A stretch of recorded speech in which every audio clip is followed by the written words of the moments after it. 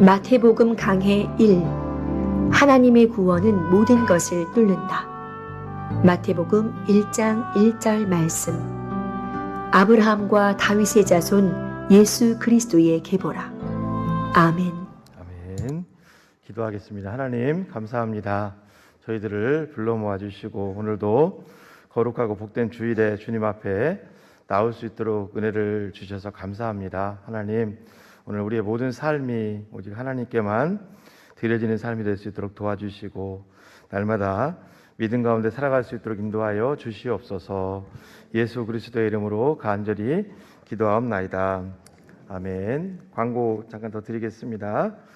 상반기 마지막 이제 특별 새벽 기도회가 이제 남았는데요. 여러분 이제 저기 상반기 특별 새벽 기도회 여러분 나오셔서 같이 기도에 힘써 주시면 감사하겠습니다. 사실 코로나가 아직도 많이 또 어렵고 제가 2018년도, 19년도에 이제 여기서 이제 사역을 하다가 갔잖아요. 그런데 참 여기 이게 앉아 있으면 이게 또 사회를 쓰면 마음이 상당히 제가 무거워요. 우리 이 공항 성산교회가 적은 교회가 아닙니다. 그런데 사실 제가 직전에 섬겼던 교회 같은 경우도 11시 예배가 굉장히 많이 나왔거든요. 근데 우리가 볼륨이 적은 교회가 아닌데 이렇게 2층 같은 경우도 그렇고 예배 자리에 이렇게 나와야 될 지체들이 안 나오는 걸 보면 굉장히 제 마음이 많이 무겁고 또 설교를 이렇게 준비해서 이렇게 섰다가도 좀 전에 앉아 있는데 앞이 하얘져요. 이게 참 우리 교회가 참 귀한 교회인데 제가 2019년에 이 자리에서 사회 매번 원로 목사님 설교할 때마다 쓰다 갔잖아요. 그런데 똑같은 한국 아래 살고 있는데 제가 섬기던 교회 같은 경우는 11시 예배는 많이 나왔습니다. 뭐 예배당도 크지만 뒤까지 쫙 나왔는데 아무튼 온라인 예배 드리시는 분들 위해서 여러분들 좀 나올 수 있도록 협조를 좀 많이 해주시고 그리고 또 이번에 총동원주의를 우리가 통해가지고 저희가 또 회복하는 시간을 가질 테니까 여러분들 많이 협조를 해주십시오. 그리고 내일부터 있는 특세에도 많이 나와주시고 저도 앞으로 우리 교회 회복을 위해서 사활을 걸겠습니다. 이번에 5월 1일부터 6월 9일까지 우리가 40일 작정 릴레이 들어가는데 저도 한 끼씩 금식하면서 회복이 돼야죠. 마냥 이렇게 유야미야 우리가 그냥 이렇게 갈 수는 없지 않습니까? 회복이 분명 돼야 되고 5월 1일부터 40일 동안 여러분들도 이 릴레이 기도표 있잖아요. 이걸 보시면서 같이 힘써 주시고 우리 교육자분들도 정말 하나님이 맡겨주신 귀한 성도들 아닙니까? 우리가 정말 사무실에서 또 작업하는 것도 중요하지만 정말 지금은 성도님들, 목자들 전부 다 뛰어서 왜 여러분 하나님이 우리를 양이라고 한 줄 아세요? 지팡이를 보면 이게 구부러졌잖아요. 이게 쓰러져 있으면 쉽게 일어서서 오기가 힘들다고. 양은 다리가 짧고 눈이 시력이 약하고 누군가의 도움으로 나와야 된다고. 사실은 우리 교육자부터 저부터 우리가 열심히 안 나오는 분들 한 번씩 이렇게 또 교회로 나올 수 있도록 또 애써야 되고 우리 목자들도 또 주일학교 교사들도 그냥 흘러간다고 되는 건 아닙니다. 무단히 여러분들이 애쓰시고 이번에 릴레이 기도도 좀 하시고 하면서 총동원 주일까지 해가지고 또 교회가 회복이 안 되면 여러 가지 제가 저도 특단의 조치를 이렇게 하면서 이렇게 기도하면서 여러분들에게 부담드리겠다는 게 아니라 저도 왜 웃으세요? 저도 한 50년 믿음 생활을 하면서 참 여러 가지 다 1, 2년 여러분 우리가 제자 훈련해서 신앙이 자란 게 아니에요. 주일학교 때부터 정말 애쓰고 힘쓰고 다 좋은 게 있잖아요. 우리가 정말 그걸 가지고 저도 그렇습니다. 저도 어머니 등허리 업히면서부터 태어나면서부터 계속 예배 생활하다가 넘어지면 또 다시 일어나고 하여튼 뭐 별걸 다 본 것 같아요. 그러면서 주일학교도 한 부서만 했습니다. 한 부서 3, 4학년만 하면서 계속 1년, 10년 같이 했던 분들이 다 떠나요. 마지막까지 남은 분들이 별로 없어요. 계속 한 교회만 고집하고 한 부서만 고집하고 그러다가 사역의 길로 접어드니까 하나님이 또 경험을 시키기 위해서 몇 교회 또 경험하게 하시더라고요. 여러분, 믿음은 1, 2년 그냥 뭐 제자 훈련만 갖고 되는 게 아닙니다. 그냥 부지런히 해야 됩니다, 여러분. 모태신앙인 분들은 아실 거예요. 저는 모태신앙이 어떤 분들은 뭐 모태신앙, 못된 신앙 하는데 그렇지 않아요. 제가 모태신앙이라 그런 게 아니라 그 내공이 있다고, 내공이. 저는 그 내공을 가지고 여러분들 회복하는데 최선을 저도 다할 겁니다. 여러분들도 같이 한번 해주시면 감사하겠습니다. 어려운 상황인데, 전 지난 3년간 여기 앉아서 다른 교회에서 이렇게 앉아서 있어 보면 20명, 뭐 15명, 참 그 한 주간 설교를 준비하고 나오면 무색해요. 사람들이 안 나오는 걸 보면 힘이 쭉 빠진다고. 우리 교회도 뭐 원로 목사님 얼마나 힘드셨겠어요. 저도 아주 그냥 너무 힘듭니다. 그거를 좀 만회해 보려고 예배를 정부에서 못 드리게 하니까 별 방법을 다 썼어요. 이런 방법도 썼습니다. 5시에 나와서 1부, 5시에 1부, 7시에 2부, 9시에 3부, 11시에 4부, 또 밥 먹고 1시인가? 밥 먹은 게 아니죠. 1시인가에 5부, 하여튼 별 방법을 다 썼어요. 그 성도들 좀 회복시켜 보려고. 아무튼 오늘부터 이제 마태복음을 이렇게 좀 했는데, 무거운 얘기를 드린 이유가 우리가 다 지체의식이고 다 하나의 가족입니다. 마냥 저도 한 2달 정도 더 된 것 같은데, 저도 뭐 제가 1, 2년 믿음 생활하다 이 자리에 온 사람 아닙니다. 10년이신 분도 아니고 저도 50년 이상, 물론 내세울 건 아니지만 하면서 여러 가지를 봤습니다. 믿음 생활하면서 넘어져도 보고 일어나도 보고. 여러분, 하나님은 지금도 살아계시고 우리와 함께하고 계시는 줄로 믿습니다. 믿고 따라와 주십시오. 하나님이 또 여기 보내신 데는 또 분명히 이유가 있을 거고, 어느 순간 제가 뭐 20대 30대 때 예수 안 믿다가 그냥 확 해서 그런 사람도 아니고, 또 어렸을 때 제 기억이 모르겠어요. 5살 6살 때 제 제일 친한 친구가 목사님 아들이었거든요.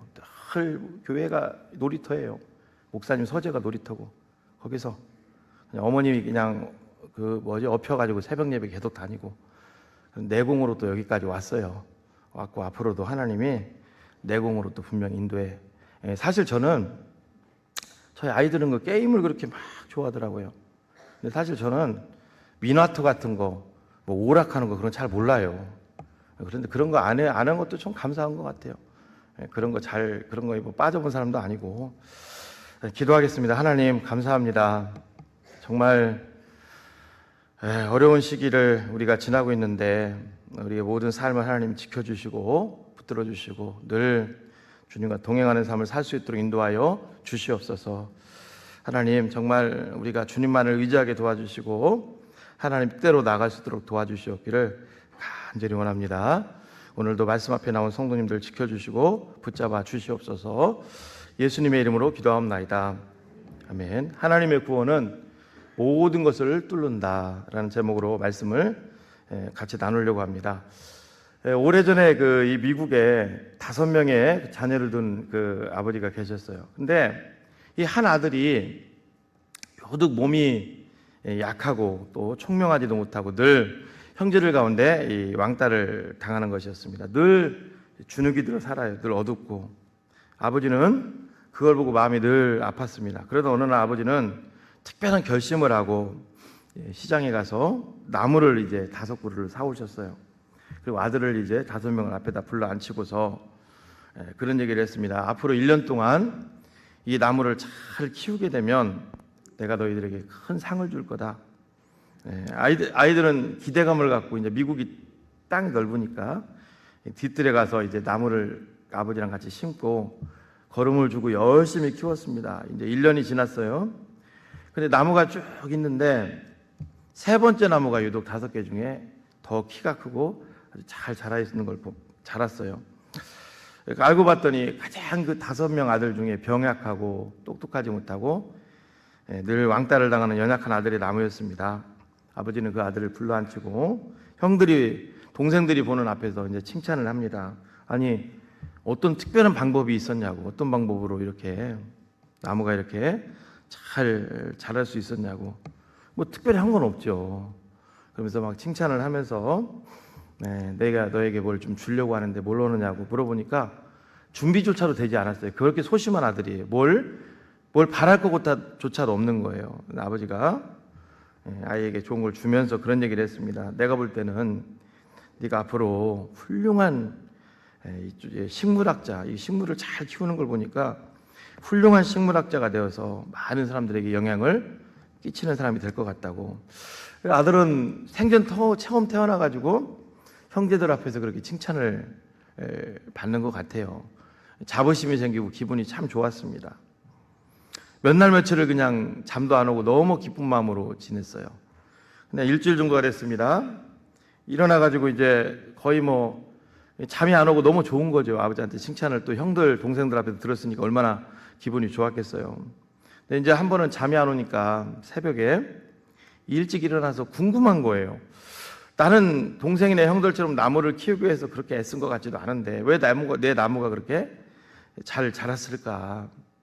그래서 한번 뒤뜰에 가서 새벽에 3시인가 일어나서 보는데 부스럽게 해서 보니까 뭔가 물체가 자기 나무 주변에 있더라는 거죠. 근데 가만히 보니까 처음에는 뭔가 봤더니 자신의 아버지였습니다.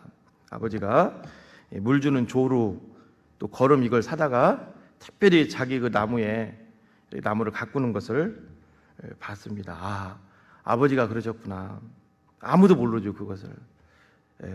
물론 이 아이가 커서 아버지의 바람대로 훌륭한 식물학자가 된 건 아닙니다. 그러나 그때부터 자존감을 회복하게 되고, 그리고 굉장히 자신감을 갖게 되고, 나중에 많은 미국 국민들의 지지와 신뢰를 받은 제32대 미국 대통령이 됩니다. 플랭클린 루즈벨트 대통령의 얘기입니다. 여러분, 분명히 아버지의 존재감을 알지 못했어요. 그러나 나중에 눈치챘죠.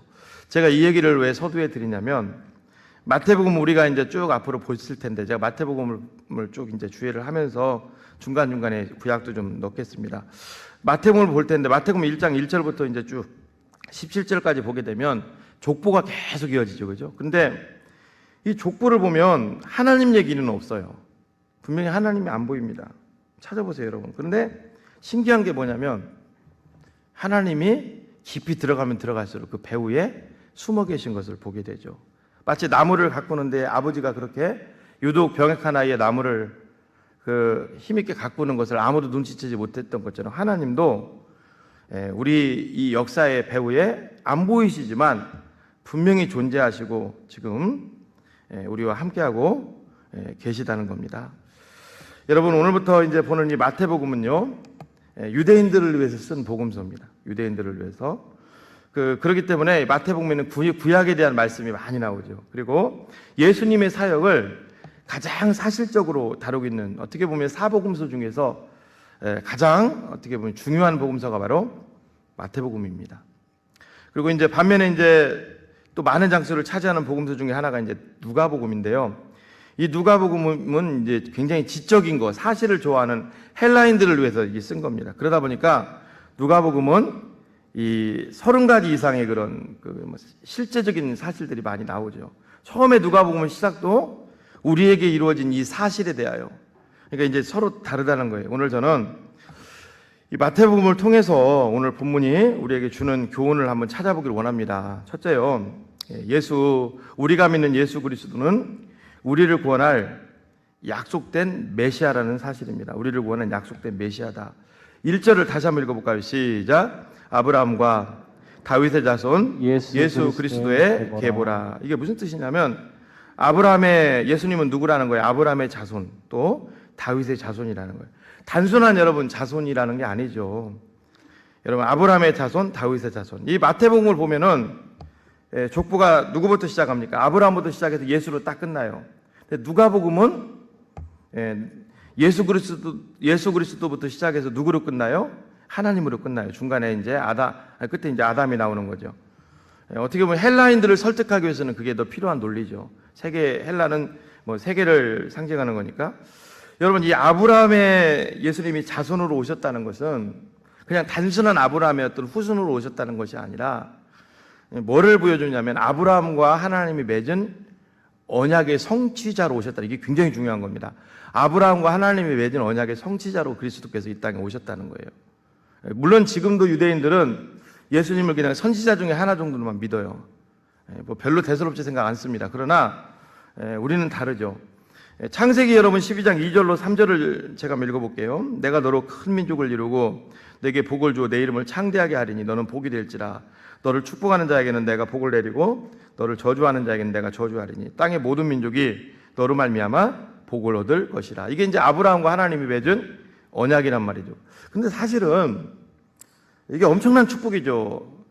아브라함이 이제 세계 모든 만방의 복의 근원이 된다는 건데, 이스라엘이 여러분 이게 표면적으로 이스라엘이 지금까지 그렇게 되진 않았죠. 근데 이게 뭐를 얘기하는 거예요? 이스라엘에서 아브라함의 자손으로 오실 그리스도를 통해서 이 일이 성취될 거라는 거예요. 그런데 여기에 그리스도를 대입하면 딱 맞는 거죠.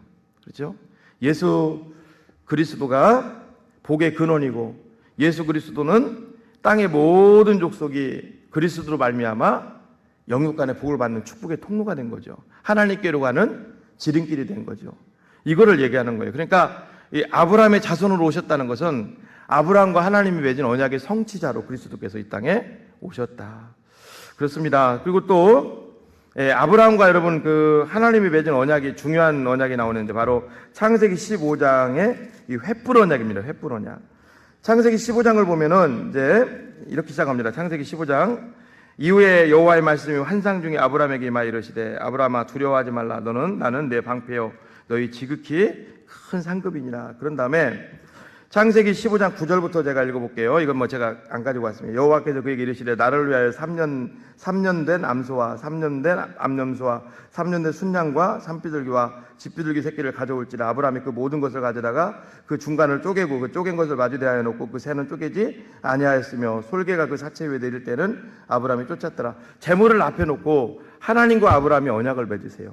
이 제물은 나중에 그리스도를 상징하는 거죠. 이스라엘 민족들은 이렇게 꾸준히 어떤 육적 눈에 보이는 제사를 드렸지만 그리스도께서 히브리서 기자의 말처럼 이 모든 단번에 제사를 드림으로 말미암아 하나님과 아브라함이 맺은 언약의 제물로 그리스도께서 오신 거예요. 그리고 하나님이 창세기 15장에 보면 언약을 세웁니다. 그날에 15장 18절에 여호와께서 아브라함과 더불어 언약을 세워 이르시되 내가 이 땅을 애굽 강에서부터 큰 강 유브라데까지 내 자손에게 주느니 곧 겐 족속과 그니스 족속과 감문 족속과 헷 족속과 브리스 족속과 르바 족속과 아무리 족속과 가나안 족속과 기르기스 족속과 여부스 족속의 땅이니라. 이게 이제 하나님이 맺은 이제 횃불 언약인데요. 하나님께서 가나안 땅을 아브라함에게 주겠다. 당시에 현실적으로 보면 이미 가나안 땅에 아까 그 이방인들이 많이 살고 있었죠. 그런데 하나님께서 아브라함에게 주겠다. 여러분 그리스도가 오심으로 말미암아 제물이 되셨어요. 그렇죠? 그리고 제물로 말미암아 우리의 모든 죄가 사해졌죠. 그러면서 모든 공중권세를 잡은 악한 영들에게 사로잡혀 있던 우리의 모든 것들이 다 떠나가게 되고 우리가 하나님의 자녀가 되고 영원한 천국을 선물로 받게 된 거죠. 이 구약의 이 말씀이 이제는 영적으로 그리스도를 통해서 이루어졌다는 거예요. 그게 바로 하나님께서 여기 성경에 보면은 아브라함의 자손으로 그리스도가 오셨다는 거예요. 아브라함의 자손으로 오셨다는 것은 단순한 후손이 아니라 언약의 성취입니다. 예수 그리스도는 구약의 하나님과 맺은 그 언약의 성취자로 오셨다는 거예요. 제가 뭐 이 설교 시간에 다 다룰 수는 없잖아요. 구약에 보면 여러분 말 그대로 구약이잖아요. 구약. 모든 구약의 성취자로 그리스도께서 오셨다는 거예요. 그게 아브라함의 자손으로 오셨다는 거예요. 그리고 여기 또 보면은 다윗의 자손으로 그리스도께서 오셨다. 여러분 성경에 보면 다윗의 자손 예수여 그 말 많이 나오잖아요. 이것도 그리스도라는 거잖아요. 사무엘하 7장에 보면 하나님께서 성전 건축을 다윗이 원했는데 그걸 막으시죠. 그리고 솔로몬이 성전을 건축할 거다. 그러면서 이런 얘기를 합니다. 사무엘하 7장 23절을 제가 읽어볼게요. 그는 내 이름을 위하여 집을 건축할 것이요 나는 그의 나라 왕위를 영원히 견고하게 하리라. 여러분 이스라엘의 왕위가 영원히 됐나요? 표면적으로 보면 어때요? 기원전 722년에 아수르에게 북이스라엘이 멸망당해요. 그렇죠? 또 남유다도 기원전 586년에 멸망당합니다. 표면적으로 보면 그때부터는 계속적으로 이스라엘이 이방의 침탈을 당하고 그 후로 어떻게 돼요? 하나님의 은혜로 70년 후에 잠깐 회복은 됐지만 다시 또 로마에 의해서 또 이스라엘이 또 공중분해돼 버리죠. 그리고 약 2000년 동안이나 1945년인가요? 그때 회복되기 전까지 이스라엘은, 그래서 여러분 지금 이스라엘은 이스라엘 땅에 있는 사람들도 많이 살지만 세계 디아스포라 외국 곳곳에 지금 있는 유대인들이 이렇게 많은 거예요. 나라를 잃고 떠돌았어요. 근데 중요한 것은 뭐냐면 표면적으로 보면은 이스라엘의 왕위가 마치 다윗의 왕위가 영원하지 않은 것처럼 보이지만 그렇지 않죠. 2000년 전에 예수님이 다윗의 후손으로 이 땅에 오시면서 이 말씀을 그대로 성취한 거죠. 그리스도가 다시 이 땅에 오시면서 이제 만왕왕으로 오시면서 지금은 어떻습니까? 2000년 전이나 2000년이 지난 지금이나 그리스도를 통한 그리스도의 왕국, 그리스도를 통한 하나님의 다윗의 후손의 그 왕위는 영원한 거죠. 믿습니까, 여러분? 앞으로도 예수 그리스도의 왕위는 영원할 줄로 믿습니다. 그걸 얘기하는 거예요. 그게 바로 아브라함의 자손이고 다윗의 자손이에요. 여러분, 우리는 어떤 사람들입니까? 이 예수 그리스도를 메시아로 믿는 하나님의 권속들인 줄로 믿습니다. 이게 귀한 거예요, 여러분. 그래서 사도행전 16장에 보면 빌립보 간속의 감옥의 간수가 그러잖아요. 우리가 어떻게 해야 구원을 받을 수 있습니까? 주 예수를 믿으라. 그리하면 너와 내 집이 구원을 얻으리라. 예수를 믿으라가 아니라 주 예수를 믿으라. 이게 뭐예요? 너의 주를 바꾸라는 거죠. 이때 당시에 주는 누구예요? 로마 황제잖아요. 근데 너의 주는 이제 로마 황제가 아니라 예수 그리스도라는 거예요. 오늘도 마찬가지입니다. 여러분, 우리에게 오늘날도 제일 큰 문제가 뭐냐면 내가 내 삶의 주인 되려고 한다는 거예요. 여러분, 우리 삶의 주인은 바로 예수 그리스도밖에 없는 줄로 믿습니다. 예수님이 주인이죠, 예수님이. 그래서 여러분, 사도 바울도 사도행전 4장 12절에 다른 이로서는 구원을 받을 수 없나니 천하 사람 중에 구원을 받을 만한 다른 이름은 우리에게 주신 일이 없다. 여러분, 예수님을 믿게 되면 우리 영혼이 구원받게 됩니다. 믿습니까, 여러분? 우리 육신이 이제 부활하게 될 줄로 믿습니다. 그걸로 끝이 아니에요. 이 땅에서 우리가 살면서 직면하는 여러 가지 문제들이 있잖아요. 그 모든 것으로부터 구원받을 수 있는 그 해답도 바로 예수 그리스도인 줄로 믿습니다. 오늘도 이 예배 자리에서 하나님께서 여러분들에게 선포하고 싶고자 하는 말씀은 뭐냐면 주 예수예요. 주 예수. 우리 인생의 주인을 예수 그리스도로 회복하고 예수 그리스도로 삼으시는 저와 여러분들 되시기를 주님의 이름으로 축복합니다. 그분이 이 땅에 오셨다는 거예요. 그 요한복음에서 요한이 계속 얘기하는 게 뭐냐면 우리가 믿는 주 예수 그리스도는 누구라는 거예요. 태초에 말씀이 계시니라. 이분은 말씀이세요. 하나님과 함께 계셨어요. 삼위일체 하나님이죠. 그리고 육신이 되어 이 땅에 오셨어요. 성육시가 하신 그리스도. 그분이 지금 우리 가운데 있는 줄로 믿습니다. 여러분, 팔복 설교를 이렇게 준비를 하면서 그 심령이 가난한 자는 복이 있나니 애통하는 자는 복이 있나니 그러면서 참 내가 목회자로서 참 많이 배부르게 살았구나 그런 생각을 많이 해봤습니다. 성도들이 지금 이렇게 힘든데 제가 서도에도 무거운 얘기 드린 이유가 성도들이 힘들잖아요. 성도들이 이렇게 힘든데 여기 교육자님들도 몇 분 앉아 계시지만 여러분들 자녀가 지금 어디 있는지도 모르고 헤매고 있어. 집에도 안 들어오고 밥이 넘어갈까요? 여러분? 우리 자녀가 지금 어떻게 사는지도 몰라 지금. 밥이 넘어가요, 여러분? 잠이 올까요? 정상이 아니죠. 늘 그 마음을 가지고 살아야죠. 여러분, 어떤 사람에게 하나님이 축복하실까요? 어떤 사람에게? 여러분,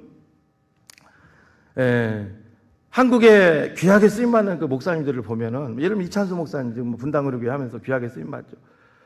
미국에서 여러분 사업을 하고 있었다고요. 정확히는 어떤 사업을 하고 있었냐면, 저도 관심이 많아요. 열심히 사역을 잘 하시니까. 미용실 재료 하는 그런 대학교 일리노이 주립대 나가고 미용실 재료 그거 하는 걸 하고 있었다고. 사실 그런 대학교 나와서 한국 사람이니까 이제 주류사에 못 들어가고 그런 일을 했겠죠. 그 미용상 그런 걸 했다고. 근데 어느 날 신문을 보게 됩니다. 대한민국의 청소년들이 방황하는 걸 보게 돼요. 그걸 보고 눈물을 흘렸다고요. 한국에 있는 사람들이 다 미국으로 가고 싶어 할 때 오히려 그걸 보고 한국에 있는 청소년들이 불쌍해가지고 하나님 내가 청소년들을 위해서 하나님 좀 미리 되면 안 될까요? 그리고 그 정려고 역으로 왔다고. 역으로. 옥하는 목사님이라는 분이 그 이찬수 목사님을 교육자로 뽑으면서 왜 뽑은 줄 아세요? 이분이 이제 한국에 대학교 다니다가 일리노이 주립대 편입한 분인데 이유가 있어요. 그분이 그런 얘기죠. 책을 보니까 이런 얘기를 하더라고요. 뽑은 이유가 이분이 지방에서 사역을 하고 있었거든. 뽑은 이유가 뭔지 아세요? 한국에 있는 신학생들은 어떻게 해서든지 외국에 나가서 그 학위를 받으려고 외국에 유학 가려고 발버둥을 치는데 이 양반은 외국에서도 영어도 좀 하고 외국에서도 신학을 하려면 할 수 있는데 한국으로 돌아도 총신대를 하더라는 그런 경우는 없대요. 사실 그렇잖아요. 공부 조금 잘하면 다 나가려고 하잖아요. 미국으로 나가고 독일로 나가고. 근데 이 양반은 한국으로 들어와서 총신들을 들으시라는 거. 이거 보통 분이 아니구나. 특별한 사람이구나. 그리고 여러분 보십시오. 그때 당시 한국의 그 청소년들이 방황하는 걸 우리가 몰랐어요. 다 알았죠. 근데 별로 관심을 안 갖더래요. 근데 느헤미야지, 그게 느헤미야. 관심을 갖고 들으니까 그 한 명을 하나님께서 쓰시는 거예요. 그러니까 많은 청년들도, 많은 신학생들도 그냥 지금 잘 되는 지금 잘 되고 쓰임 받고 있는 것만 보고 우리도 그렇게 돼야지. 천만의 말씀. 그걸로 하나님이 쓰시지 않죠. 절대 하나님은 그런 분은 아니죠. 삶을 보신다고, 우리 삶을. 우리 삶을 보신다고. 저도 50년 자꾸 얘기하는 게 그냥 제자훈련 몇 년 받고 뭐 해서 그거 하는 게 아니에요. 우리 삶을 본다고요, 삶을. 그 어렸을 때부터 그 힘든 가정 가운데 얘기 드리잖아요. 초등학교들은 초등학교 때 신앙생활을 하려고 하는데 그 아버지 사업 망하고 저도 엄청 힘들었어요. 그 교회를 다니려고 하는데 얼마나 힘들고, 중학교 때 또 얼마나 힘들고, 사춘기 와도 고등학교 때도 얼마나 힘들고, 고등학교 때, 대학교 때 또 얼마나 힘들고, 계속 그 힘든 그것들 속에 어떻게 우리가 하는지를 하나님 다 보신다고. 믿습니까, 여러분? 지금도 여러분 그 코로나 상황 속에서 어떻게 하는지를 하나님은 보신다고요. 목회자인 제가 어떻게 끌고 가는지도 보실 것이고, 여러분들도 어떻게 하는지를 보실 거예요. 이번에 팔복 강의를 통해서 내일은 좀 여러분들이 꼭 나오세요. 그냥 숫자 놀리려는 그냥 필요한 말씀 분명히 있기 때문에 그래요. 아니면 온라인으로 들으십시오. 하나님이 절대 축복하시지 않아요. 제가 내일 말씀을 드리겠습니다. 선한 목자교회 아시죠? 유기성 목사님 수만 명 모이는 교회입니다. 근데 이해를 못하는 게 하나 있었어요. 부목사님들이 감리교인데 거기도 줄비할 텐데 미국에서 한 200명 좀 넘는 교회 목사님이 청빙대 왔더니 이상하다 이게. 근데 나중에 이유가 있었어요. 분명한 이유가 있었어요. 여러분, 저는요 여러분들의 믿음이 앞으로 잘 되기를 원합니다. 할렐루야. 그리고 여러분들의 후손들도 잘 되기를 원합니다. 근데 그 후손들이 그냥 잘 되는 게 아니에요. 정말 하나님이 우리의 믿음을 보실 줄로 믿습니다. 우리 믿음을 다 보신다고. 우리가 이 상황 속에서 잘 들으십시오. 여러분들의 믿음을 보신다고요. 저는 외할머니의 믿음 때문에 이 자리에 서 있는 것 같아요. 정말로 외할머니가 엉덩이 힙 쪽에 구멍이 막 뚫어지고 고름을 주사기로 뽑아냈는데도 하나님 안 놓더라고요. 끝까지 하나님 앞에 나가시더라고요. 끝까지. 마지막 요양병원 이제 들어가서 저기 했습니다만 그 믿음으로, 그러니까 손자 손녀들이 잘 돼야 되고 여러분들 자녀들 잘 돼야 됩니다. 그러려면 정말 믿음으로 사십시오. 믿습니까, 여러분? 예, 제가 정말로 저는 외할머니 돌아가셨지만 제가 외할머니 같았으면 믿음 포기했을 것 같아요. 굉장히 환란이 왔거든요. 그 믿음의 1세대시거든. 굉장히 환란이 왔어요. 근데 하나님 붙들더라고. 그러니까 결국은 그 후손들을 보면 하나님 또 열매를 거두게 하셔요. 여러분, 그렇습니다. 오늘 첫 번째 예수 그리스도는, 우리가 믿는 예수 그리스도는 구약의 약속된 메시아인 줄로 믿습니다. 하나님의 언약을 따라오신 메시아라는 거예요. 두 번째, 하나님의 구속사역은 지금도 인간의 역사 가운데 함께 진행되어 간다는 겁니다. 하나님 돌아가신 분이 아닙니다. 다시 한번 1장 1절을 읽어보겠습니다. 시작. 아브라함과 다윗의 자손 예수 그리스도의 계보라. 여러분 1장 2절부터 17절까지 쭉 보면요, 우리 삶을 보여주는 것 같아요. 우리 삶의 축소판 같아요. 자, 보십시오. 2장 보십시오. 2절 보십시오. 아브라함이 누구를 낳았다? 이삭을 낳았다. 이건 여러분, 이삭은 그냥 난 게 아니에요. 뭘로 난 겁니까, 여러분? 따라합니다. 믿음으로. 그렇죠. 사라의 경수가 끊어졌어요. 안 된다고요. 믿음으로 났어요. 이 말씀 한마디만 갖고 오늘도 우리가 믿음으로 나가야 될 줄로 믿습니다. 하나님이 성경에 보면 하나님이 이 사람을 기뻐한다 이런 얘기가 자주 나오지 않습니다. 그런데 히브리서 11장 6절에 보면 하나님이 기뻐하는 경우가 있어요. 믿음 있는 사람 오늘도 찾으시고. 믿습니까, 여러분? 믿음이 따라합니다. 믿음이 없이는 하나님을 기쁘시게 못하나니.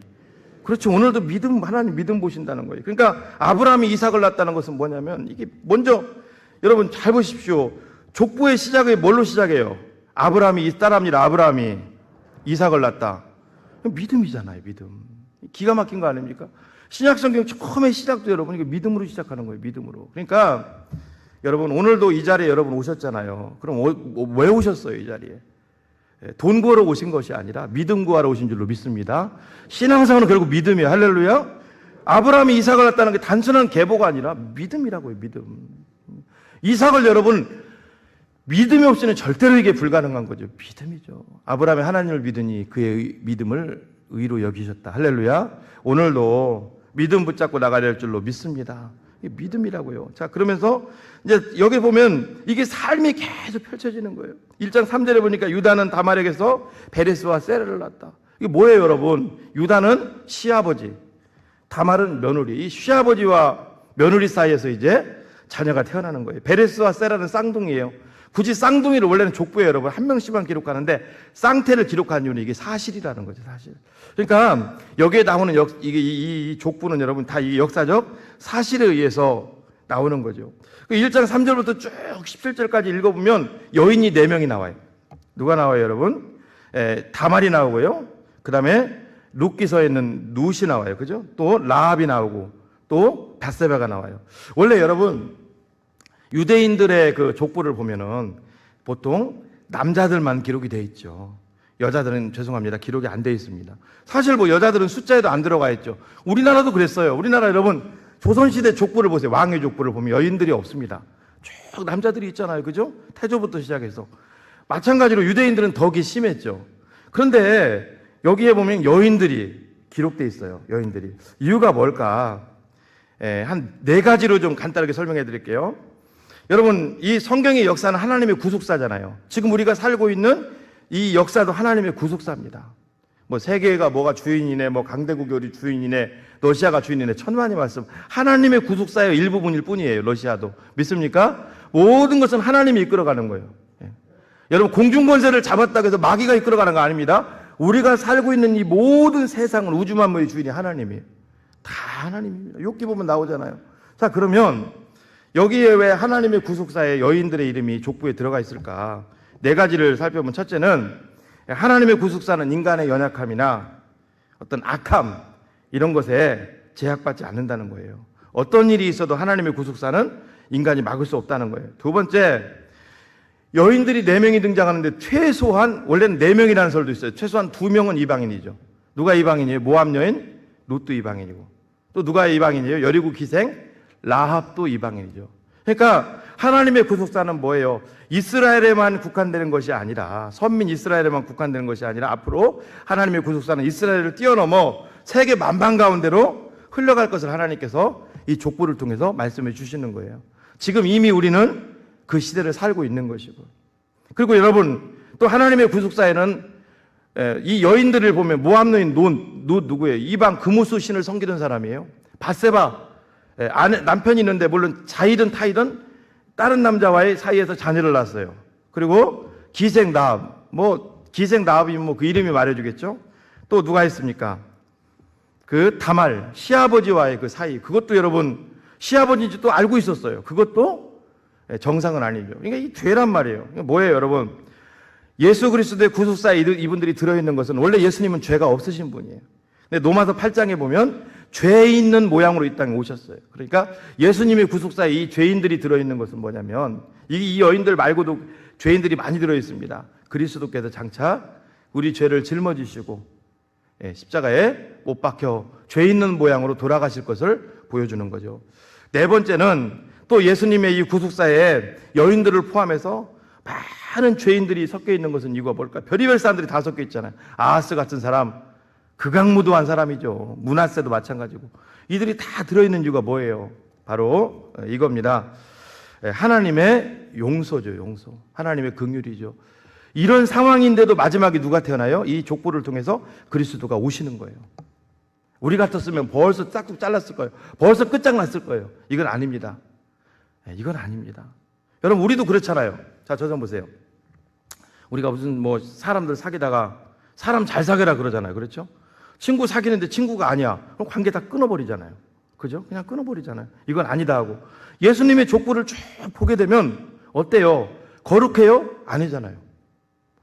그런데 하나님은 그 모든 것들을 하나님이 감싸 안으시고 용서하시고 마지막에 메시아이신 그리스도를 이 땅에 보내주셨다는 거예요. 사랑하는 여러분, 그렇습니다. 그리스도는 구약에 약속된 메시아이시고 또 이 세상의 모든 역사는 하나님의 섭리, 하나님의 구속사를 절대로 막을 수 없다는 거예요. 믿습니까, 여러분? 지금 코로나로 인해서 우리가 참 어려운 가운데 있지만 여전히 하나님의 구속사는 지나가는 거예요. 지금도 계속될 줄로 믿습니다. 경부선이 달리는데 아무리 옆에서 똥개가 뭐 월날 지서대도 경부선 멈추나요? 가죠.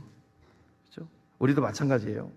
자, 그런데 1장 6절을 이제 보면서 하나님의 구속사는 인간이 멈출 수 없다. 그 얘기를 드린 거예요. 6절부터 이제 또 볼 필요가 있습니다. 6절 읽어볼까요? 시작.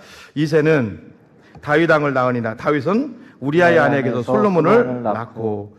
여기 보면은 이렇게 오히려 이게 써야 더 자연스럽죠.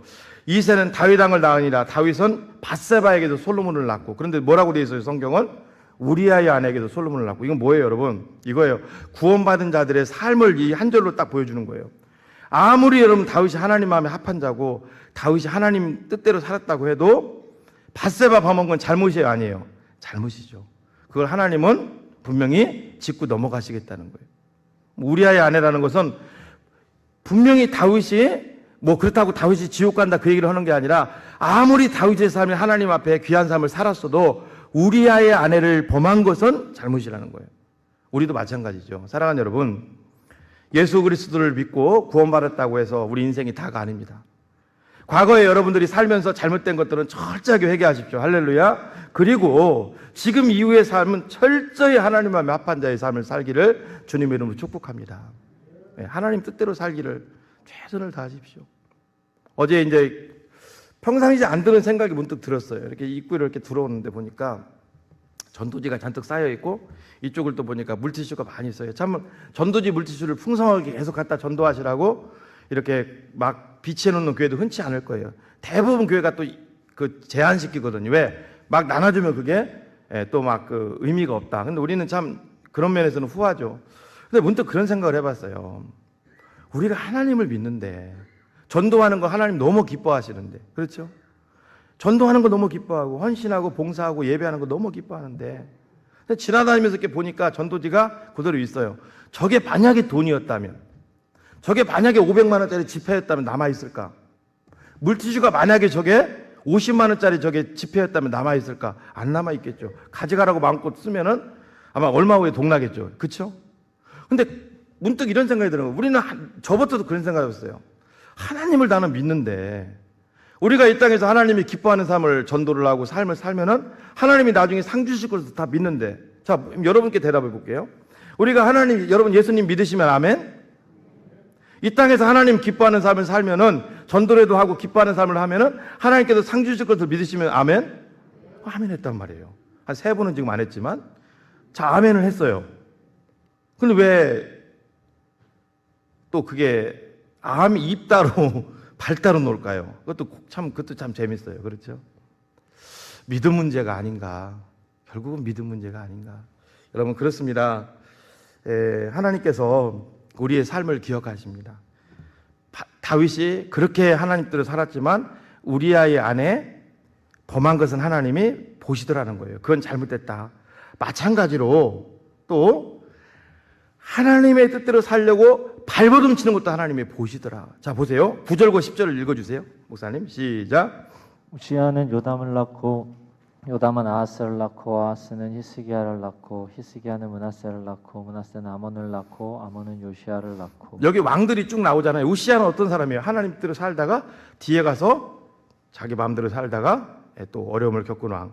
다 왕을 살펴보진 않겠습니다. 9절에 나오는 아하스, 히스기야의 아버지입니다. 악한 왕이에요. 악한 왕. 보통은 여러분 그렇잖아요. 우리 나는 우리 집구석 때문에 그래. 우리 집구석. 내 태생이 그래. 우리 엄마 아빠 때문에 난 이렇게 이 모양이에요. 그렇게 생각하지 마세요. 여러분 절대 그렇게 생각하지 마세요. 제가 옛날에 어떤 문제로 정광설이라고 대전 극동방송에서 한참 동안 했던 그 유명한 정신과 원장님이 있습니다. 그분하고 제가 어떤 상담을 한 적이 있어요. 어떤 문제로 어떤 이제 사역을 하면서. 근데 그분이 뭐라는 줄 아세요?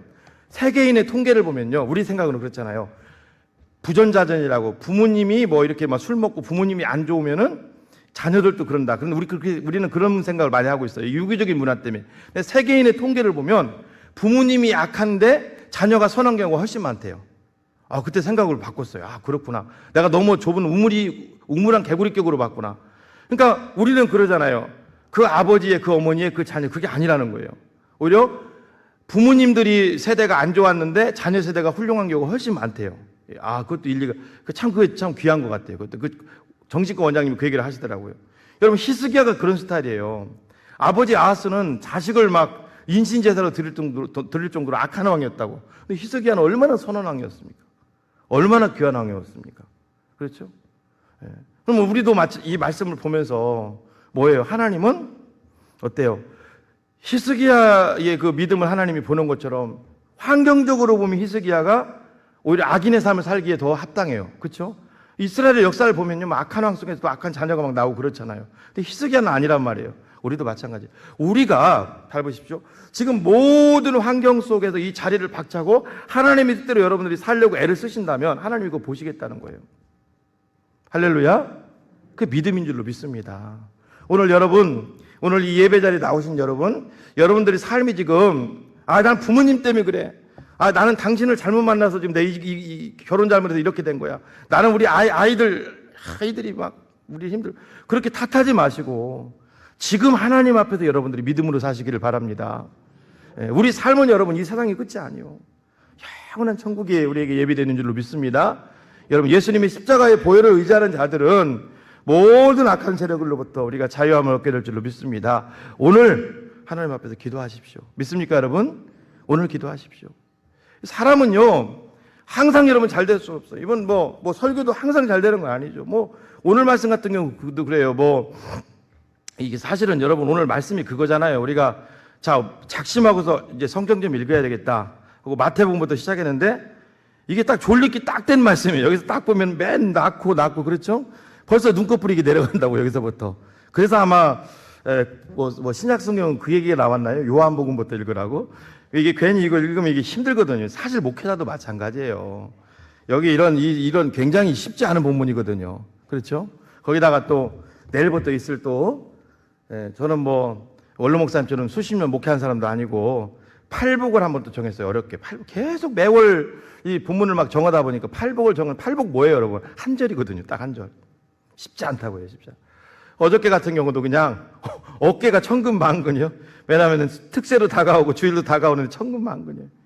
오면서 그랬다고. 하나님 다 내려놓겠습니다. 하나님, 주님 저를 붙들어 주십시오. 할렐루야. 주님 저를 붙들어 주십시오. 붙들어 주십시오. 여러분들도 마찬가지예요. 힘든 일 있으시면 주님 붙잡으시기 바랍니다. 내 힘으로 뭘 하려고 하지 마시고 하나님께, 그때 하나님이 저한테 주시는 음성 같아요. 야, 내가 원하는 게 그거야. 네가 뭘 하려고 자꾸 하지 말고 내가 원하는 게, 그런 자세로 좀 신앙생활 사역 좀 하면 안 되겠냐? 하나님 그런 마음을 주시는 것 같아요. 그런 마음을 가지고. 사랑하는 여러분, 그렇습니다. 우리는 여기 보세요. 또 1장 10절에 보면 히스기야는 또 누구를 낳았어요? 므낫세를 낳았다고요. 므낫세는 누구예요? 악한 왕이죠. 저는 이 말씀을 또 읽으면서 어떤 생각이 들었냐면, 따라합니다. 부모님의 믿음이 내 믿음을 대신할 수 없다.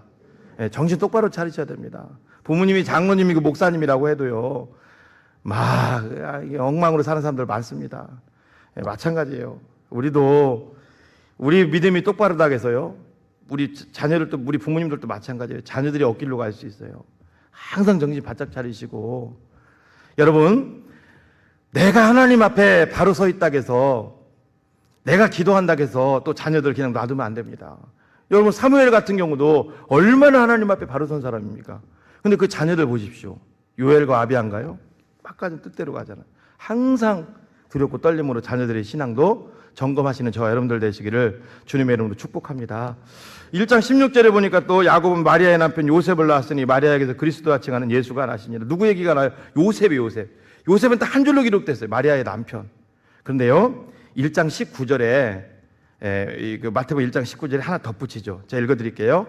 그의 남편 요셉은 의로운 사람이라 그를 드러내지 않냐고 가만히 끊고자 하여. 여러분, 마리아가 임신을 했어요. 이스라엘은 여러분 약혼을 하고 결혼을 해야 됩니다. 1년 동안 약혼하는 가운데 무슨 일이 생기면 안 되죠. 그런데 마리아의 배가 불러오는 거예요. 우리나라 같았으면 난리 났죠. 돌에 맞아 죽어야 되죠. 그죠? 큰일 날 일이잖아요. 그런데 요셉은 다 참았다고요. 여러분, 그렇습니다. 요셉의 이런 것도 하나님이 다 보신다는 거예요. 오늘 우리의 삶도 마찬가지입니다. 악한 것도 하나님이 보시지만, 다윗이 우리아의 아내를 취한 것도 보시지만, 드러나지 않지만 요셉의 이 작은 행동 하나하나도 하나님께서 기억하신다는 거예요. 할렐루야. 오늘 저와 여러분들이 주님을 위해서 하신 모든 것들 하나님은 다 보고 계실 줄로 믿습니다. 여러분, 이 교회가 지금 잘 세워졌어요. 우리 공항 성산교회 가면 저는 계기죠. 이 교회가 세우기 전까지 아마 초창기부터 교회도 몇 번 이전도 했다고 들었어요. 정말 헌신하신 분들 있을 거예요. 그렇죠? 그러나 여러분들 걱정하지 마십시오. 하나님은, 여러분들은 몰라줘도, 주변 사람들은 몰라줘도 우리 하나님은 다 기억하실 줄로 믿습니다. 그 나라 가시면 하나님이 다 기억하세요. 오늘도 그거에 힘을 내시는 저와 여러분들 되시기를 주님의 이름으로 축복합니다. 그래서 이 세상 역사는 아무도 막을 수가 없는 거예요. 가는 거예요. 그럼 이 세상 역사는 악인도 막을 수가 없고 어떤 분도 막을 수가 없어요. 하나님의 구속사는. 그럼 어때요? 막을 수 없으면 어떻게 될까요, 여러분? 막을 수 없으면 편승해야죠. 그 구속사에 편승해서 주님 붙들고 주님의 도구로 한 점이라도 쓰임받기 위해서 최선을 다하시는 저와 여러분들 되시기를 주님의 이름으로 축복합니다. 항상 마지막 세 번째입니다. 따라합니다. 하나님의 구원 사역은 인간의 무능함과 실패를 뛰어넘어 우리에게 역사합니다. 예수 그리스도의 계보 쭉 보고 있는데요. 제가 말씀드렸죠. 인간의 성공 안 나옵니다. 인간의 위대함 없습니다. 인간의 오히려 무능함과 실패가 더 많아요. 그렇죠? 그러나 하나님은 그걸 통해서 그리스도가 나오게 하신 것처럼 하나님의 역사는 지금도 인간의 한계, 무능함, 실패 모든 걸 꿰뚫고 계속 간다는 거예요. 이게 하나님의 구원 사역이에요. 오늘도 여러분 어떻습니까? 과거에 함께 하신 하나님, 과거에 실제적으로 존재하신 하나님이 지금도 존재할 줄로 믿습니다. 앞으로도 존재할 줄로 믿습니다. 오늘 말씀의 키워드는 그거예요. 제가 지난번에 설교 제목을 정신 차리라고 한번 했거든요. 오늘은 하나님은 살아계시다는 거예요. 하나님은 살아계시다. 믿습니까, 여러분? 하나님은 지금도 눈을 시퍼렇게 뜨시고 하나님은 살아계시다. 믿습니까, 여러분? 1장 11절과 12절 한번 우리 목사님 읽어주세요. 시작. 바벨론으로 사로잡혀 갈 때 요시아는 여고냐와 그의 형제들을 낳으니라. 바벨론으로 사로잡혀 간 후에 여고냐는 스알디엘을 낳고 스알디엘은 스룹바벨을 낳고. 바벨론으로 사로잡혀 갔다는 게 뭐예요? 이스라엘 역사가 끝난 거예요. 멸망했다고요. 그러나 성경을 여러분들이 보시라고. 바벨론이 딱 들어와가지고 어떤 일이 나? 이스라엘 다 무너졌어요. 그렇죠? 성전도 다 무너뜨렸어요. 그냥 흔적도 없이 사라졌어요. 다 흔적도 없이 사라지진 않았죠. 남아 있었죠. 남은 자는 있었으니까. 아무튼 뭐 성전에 있는 것도 다 갖다가 바벨론으로 가져갔잖아요. 그렇죠? 그런데 성경을 여러분들이 보시면 어때요? 이스라엘 공동체의 주역이었던 하나님이 바벨론에 멸망당하니까 다시 하나님이 이방 땅으로 가셔서 바벨론이 또 주역으로 등장돼요. 바벨론이 또 그 메데바사 연합제국, 바사제국에 멸망당하니까 또 하나님께서 바사제국을 주역으로 또 등단하시는 걸 보게 돼요. 이건 뭐를 의미할까요? 하나님은, 따라합니다. 하나님은 역사의 주인이시다. 그렇죠. 여러분들이 그걸 기억하십시오. 믿습니까, 여러분? 하나님은 역사의 주인인 줄로 믿습니다. 왕을 세우시고 대통령을 세우시고 모든 걸 다 하나님이 하시는 거예요. 다 하나님이 역사의 주인이에요. 이걸 믿으시라는 거예요.